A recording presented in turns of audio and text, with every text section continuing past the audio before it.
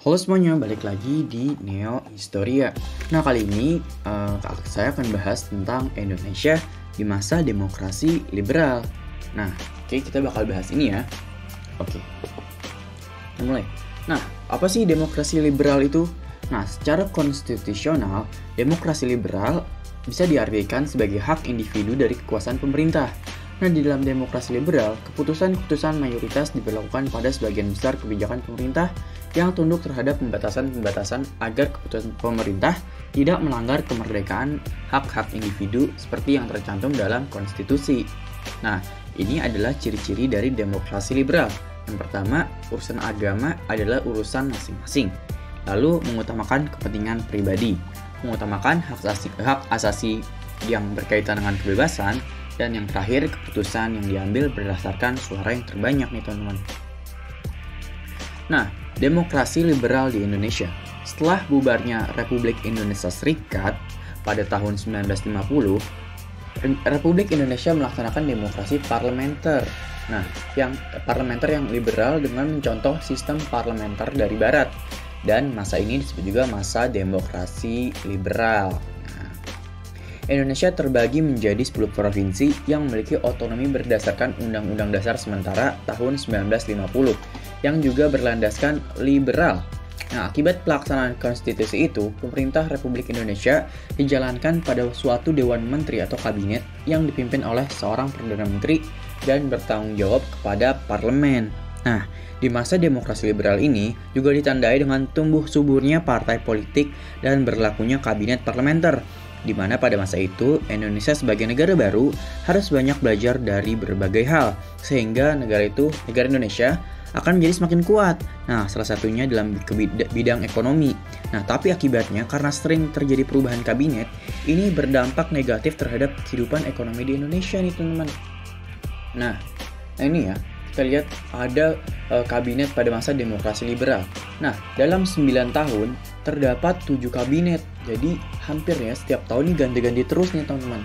Nah, yang pertama ada kabinet Natsir, yang kedua ada kabinet Sukiman, yang ketiga ada kabinet Wilopo, yang keempat ada kabinet Ali Sastromijoyo I, nah yang kelima ada kabinet Burhanuddin Hararap, yang keenam ada kabinet Ali Sastromijoyo II, dan yang terakhir ada kabinet Insinyur Juanda. Nah, jadi ini selama 9 tahun, ini kabinetnya terus berganti-ganti nih sampai 7 kali nih teman-teman. Nah, nih kita bakal bahas tentang kabinet Natsir dulu ya. Nah, di kabinet Natsir dilantik pada tanggal 7 September 1950 dengan Muhammad Natsir dari Partai Masyumi sebagai Perdana Menteri. Nah, kabinet Natsir merupakan koalisi yang dipimpin oleh Masyumi bersama dengan PNI. Nah, kabinet ini juga didukung oleh tokoh-tokoh yang punya keahlian yang khusus nih, dia tuh udah ahli di bidangnya masing-masing. Contohnya kayak Sri Sultan Hamengkubuwono, terus Muhammad Romroem, Muhammad Asad, Insinyur Juanda, Dr. Sumitro Joyohandikusumo yang merupakan ahli dari ekonomi nih teman-teman. Nah, kita bisa lihat di sini ya. Ini ada kabinetnya nih teman-teman. Nah, di kabinet Natsir mempunyai berbagai macam program nih, seperti yang pertama, menggiatkan usaha ketentraman. Selanjutnya, mencapai konsolidasi dan menyempurnakan susunan pemerintahan. Yang ketiga, menyempurnakan organisasi angkatan perang. Nah, selanjutnya mengembangkan dan memperkuat ekonomi rakyat. Nah, ini yang intinya yang paling penting adalah memperjuangkan penyelesaian masalah di Irian Barat. Nah, kenapa sih kabinet ini berakhir? Nah, kabinet ini berakhir karena adanya mosi tidak percaya dari PNI yang menyangkut pencabutan peraturan pemerintah mengenai DPRD dan DPRDS nih teman-teman. Nah, PNI menganggap peraturan pemerintah nomor 39 tahun 1950 mengenai DPRD terlalu menguntungkan Masyumi. Jadi, mosi tersebut disetujui oleh parlemen sehingga Natsir harus mengembalikan mandatnya kepada presiden nih teman-teman. Nah, jadi usianya itu masih sangat muda teman-teman. Cuman 6,5 bulan saja. Nah, lanjut yang kedua ada kabinet Sukiman. Kabinet ini merupakan kabinet kedua setelah penghapusan Republik Indonesia Serikat. Kabinet ini bertugas pada masa bakti di 27 April 1951 hingga 3 April 1952. Kabinet ini telah didemosioner sejak 23 Februari 1952. Kabinet ini merupakan kabinet koalisi antara Masyumi dan PNI. Nah, berikut adalah program kerja dari Kabinet Sukiman dan Suwirjo. Yang pertama, menjalankan tindakan yang tegas sebagai negara hukum untuk menjalin keamanan dan ketentraman. Yang kedua, membuat dan melaksanakan rencana kemakmuran nasional. Yang ketiga, mempercepat usaha penempatan mantan pejuang dalam lapangan pembangunan. Yang keempat, mempercepat persiapan pemilihan umum yang membentuk Dewan Konstituante. Yang kelima adalah masukkan wilayah Irian Barat, ini Irian Barat ke dalam wilayah Republik Indonesia dalam waktu sesingkat-singkatnya. Nah, lanjut nih. Berakhirnya kabinet kekuasaan Sukiman Suwirjo. Nah, kabinet Sukiman jatuh pada bulan Februari 1952. Nah, penyebabnya adalah disebabkan adanya kegagalan dalam penukaran nota keuangan antara Menteri Luar Negeri Indonesia Ahmad Subarjo dan Duta Besar Amerika Serikat yaitu Merle Cochrane. Nah, di sini juga kesepakatan bantuan ekonomi dari Amerika Serikat kepada Indonesia didasarkan pada Ikatan Mutual Security Act atau MSA yang di dalamnya terdapat pembatasan terhadap kebebasan politik luar negeri yang bebas aktif. Nah, hal tersebut dipandang oleh sebagian pihak melanggar politik luar negeri bebas aktif negara Indonesia nih teman-teman. Jadi akhirnya kabinet ini pun dibubarkan. Selanjutnya ada Kabinet Wilopo. Nah, kabinet pada masa demokrasi liberal, sekali lagi Presiden Soekarno mencoba mengkoalisikan dua partai besar yang berkuasa saat itu, yaitu Partai Masyumi dan PNI. Nah, Presiden menunjuk Wilopo sebagai pemimpin kabinet yang baru sehingga dikenal dengan nama Kabinet Wilopo. Oke, lanjut. Nah, di Kabinet Wilopo sebenarnya programnya nggak jauh beda dengan kabinet sebelumnya ya, teman-teman. Nah, yaitu mempercepat usaha peningkatan pendidikan dan pengajaran, membuat undang-undang perburuhan yang sebenarnya sudah ada nih di program kerja kabinet sebelumnya. Nah, selanjutnya mempersiapkan dan melaksanakan pemilihan umum, berupaya untuk mengembalikan Irian Barat agar kembali menjadi wilayah Republik Indonesia. Yang kelima, meningkatkan keamanan dan kesejahteraan, memperbarui bidang pendidikan dan pengajaran, dan melaksanakan politik luar negeri bebas aktif. Oke. Nah, berakhirnya kekuasaan Kabinet Wilopo. Nah, Kabinet Wilopo harus mengakhiri masa tugasnya karena tidak berhasil menyelesaikan masalah peristiwa 17 Oktober 1952. Nah, peristiwa itu dipicu oleh adanya gerakan yang diprakarsai oleh sejumlah perwira angkatan darat yang tidak puas terhadap kebijakan pemerintah. Nah, mereka menghendaki agar Soekarno membubarkan parlemen. Nah, lalu penyebab lain kejatuhannya adalah peristiwa Tanjung Morawa, yang merupakan peristiwa keributan karena pembagian tanah yang ditunggangi oleh Partai Komunis Indonesia. Nah, jadi akhirnya parlemen ini pun akhirnya dibubarkan. Nah, selanjutnya ada Kabinet Ali Sastroamidjojo. Nah, kabinet keempat ini ditunjuk oleh Presiden Soekarno tanpa dukungan dari Partai Masyumi, namun didukung oleh banyak partai baru seperti Partai Nahdlatul Ulama dan Partai Indonesia Raya. Nah, di program kabinet dari Ali Sastroamidjojo adalah yang pertama nih, menumpas pemberontakan DITII di berbagai daerah, lalu meningkatkan keamanan dan kemakmuran serta melaksanakan pemilihan umum. Nah, memperjuangkan kembali Irian Barat kepada Republik Indonesia, menyelenggarakan konferensi Asia Afrika nih ya. Ini yang penting ya. Lalu pelaksanaan politik bebas aktif dan peninjauan kembali persetujuan KMB. Nah, selanjutnya yaitu penyelesaian pertikaian politik. Nah, berakhirnya kekuasaan kabinet. Nah, kabinet ini juga tidak bertahan lama dengan banyaknya korupsi yang terjadi dan pemberontakan DITI yang tidak kunjung usai. Dan yang akhir adalah Partai NU menarik menteri-menterinya yang ada di dalam pemerintahan. Nah, inilah yang memaksa Ali Sastroamidjojo mengembalikan mandatnya kepada presiden. Nah, selanjutnya kabinet kelima ada Kabinet Burhanuddin Hararap. Nah, Kabinet Burhanuddin Hararap tidak langsung menggantikan Kabinet Ali Sastroamidjojo karena pada waktu itu Presiden Soekarno nih itu sedang menunaikan ibadah haji. Nah, pada awalnya Muhammad Hatta ini sebagai Perdana Menteri. Nah, tetapi hal tersebut akan bertentangan dengan kedudukan beliau sebagai Wakil Presiden. Nah, lanjutnya program ini atau rencana kabinet ini Burhanuddin antara lain nih program kerjanya antara lain yaitu mengembalikan kewibawaan moral pemerintah. Dalam hal ini kepercayaan Angkatan Darat dan masyarakat. Nah, selanjutnya akan dilaksanakan pemilihan umum, desentralisasi, memecahkan masalah inflasi, dan pemberantasan korupsi. Nah, selanjutnya ini ada perjuangan pengembalian Irian Barat.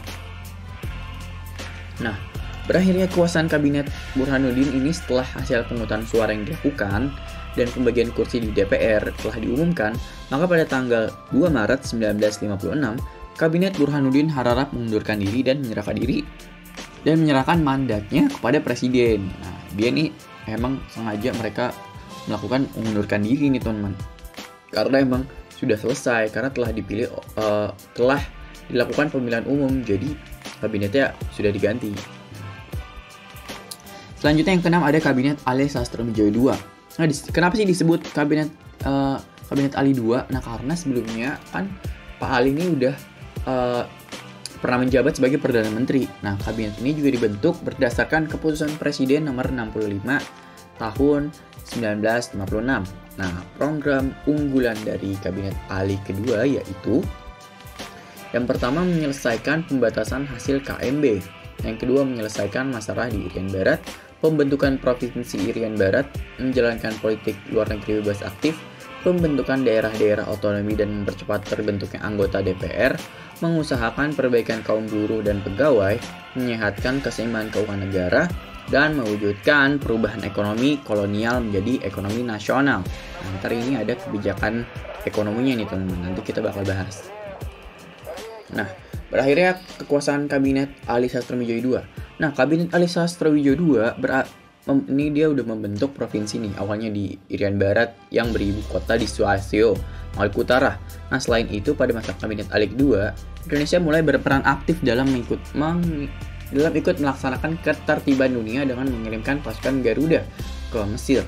Nah, namun pada akhirnya karena masih banyak pemberontakan yang ada di Indonesia, nah, keretakan antar partai pendukung di tubuh kabinet juga, dan konsepsi Presiden 21 Februari 1957, maka kabinet Ali pun juga dibubarkan atau telah berakhir.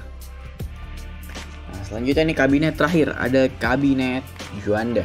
Nah, kabinet pada masa demokrasi liberal ini merupakan kabinet yang di dalamnya banyak tokoh-tokoh yang ahli dalam berbagai bidang, dan bukan lagi kabinet yang terdiri dari partai-partai pendukung. Nah, program kabinet Juanda disebut juga Pancakarya.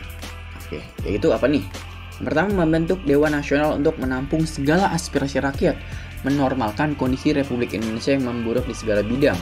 Nah, yang kedua, melancarkan pelaksanaan KMB yang masih mengikat Indonesia akan terbentuknya Republik Indonesia Serikat. Nah, yang ketiga, lanjutkan perjuangan perebutan Irian Barat dengan upaya diplomatik. Nah, yang keempat ada meningkatkan proses pembangunan yang belum stabil sejak Indonesia merdeka. Oke, kita lanjut. Nah, berakhirnya kabinet nih, pasti setiap kabinet itu berakhir nih. Nah, kabinet ini masih mendapatkan tantangannya sama dengan kabinet-kabinet sebelumnya. Nah, seperti pemberontakan di berbagai wilayah dan keadaan ekonomi pun semakin menurun, serta krisis demokrasi liberal. Nah, puncaknya adalah peristiwa Cikini pada bulan November 1959 nih teman-teman, yang merupakan percobaan pembunuhan terhadap Presiden Soekarno. Akhirnya kabinet ini pun dibubarkan bersama dengan dikeluarkannya Dekret Presiden 5 Juli 1959 untuk kembali pada Undang-Undang Dasar 1945. Oke, kita bakal bahas tentang kebijakan ekonomi di masa demokrasi liberal nih teman-teman. Yang pertama ada Gunting Syarifudin. Nah, kebijakan ini merupakan pemotongan nilai uang. Caranya dengan memotong uang yang bernilai 2,5 ke atas hingga nilainya menjadi setengah. Nah, kebijakan ini dikeluarkan pada tanggal 20 Maret 1950 oleh Menteri Keuangan yang pada saat itu bernama Syarifudin Prawinegara nih teman-teman. Nah, kebijakan ini dilakukan dengan cara menggunting bagian uang kertas nih, dan yang kanan dan yang kiri nih, dia digunting gini. Habis itu, guntingan kertas bagian kiri akan tetap menjadi alat pembayaran yang sah, tapi dengan nilainya separuh. Misalnya ini 5 rupiah. Nah, ini dipotong jadi 2, ini 2,5, ini 2,5. Nah, yang kanan ini untuk sebagai alat pembayaran yang sah. Nah, yang sebelahnya lagi nih yang kanan untuk pembelian obligasi atau pinjaman nasional. Nah, gitu nih teman-teman. Nah, selanjutnya ada gerakan benteng. Nah, sistem ekonomi gerakan benteng bertujuan untuk mengubah struktur ekonomi kolonial menjadi struktur ekonomi nasional. Program ini dicetuskan oleh Dr. Sumitro Jojo Handikusumo, seorang ahli ekonomi Indonesia yang dituangkan dalam program kerja Kabinet Natsir. Nah, yang pertama nih, programnya apa sih? Yang pertama, menumbuhkan kelas pengusaha di kalangan bangsa Indonesia. Yang kedua, para pengusaha Indonesia yang bermodal lemah perlu diberi kesempatan untuk berpartisipasi dalam pembangunan nasional. Yang ketiga, para pengusaha Indonesia yang bermodal lemah perlu dibimbing dan diberikan bantuan kredit. Nah, selanjutnya ini yang keempat, para pengusaha pribumi diharapkan secara bertahap akan berkembang menjadi maju. Oke.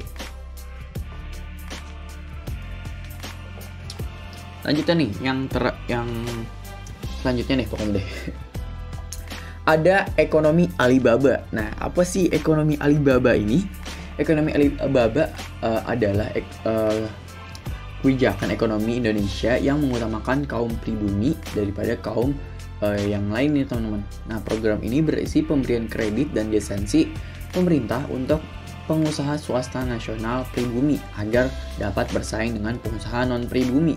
Nah, jadi kebijakan ini lebih mengutamakan kaum pengusaha pribumi dibandingkan pengusaha non-pribumi. Nah, program ini berisi pemberian kredit dan lisensi agar lisensi pemerintah untuk pengusaha swasta nasional pribumi agar dapat bersaing dengan pengusaha non-pribumi nih teman-teman. Namun program ini gagal karena pengusaha tak mampu bersaing dan malah berdampak negatif terhadap defisit anggaran yang membengkak menjadi 3 miliar pada tahun 1952. Jadi ini gagal ya, kebijakan ini gagal karena Indonesia anggarannya menjadi defisit 3 miliar pada tahun 1952. Dan yang terakhir adalah nasionalisasi The Japanese Bank. Nah, pada tahun 1951, pemerintah menasionalisasi The Japanese Bank dan menjadi Bank Indonesia. Nah, hal ini dilakukan untuk menaikkan pendapatan, menurunkan biaya ekspor, dan menghemat secara drastis. Dengan adanya nasionalisasi bank yang semula milik Belanda, ini pemerintah Indonesia kini lebih leluasa dalam menjalankan kebijakan ekonomi dan moneter. Nah, gitu nih teman-teman. Jadi, kalian udah tahu tentang kabinet-kabinet yang ada di Indonesia pada saat demokrasi liberal. Lalu kebijakan-kebijakannya nih kalian juga harusnya udah tahu ya dengan melihat video ini. Oke, mungkin itu saja yang bakal kakak bahas. Kurang lebihnya mungkin kalian bisa langsung DM ke Neo Historia. Kalian juga bisa DM ke aku di Muhammad Fatur Rizky. Terima kasih dan sampai jumpa di video selanjutnya. Salam Neo Historia.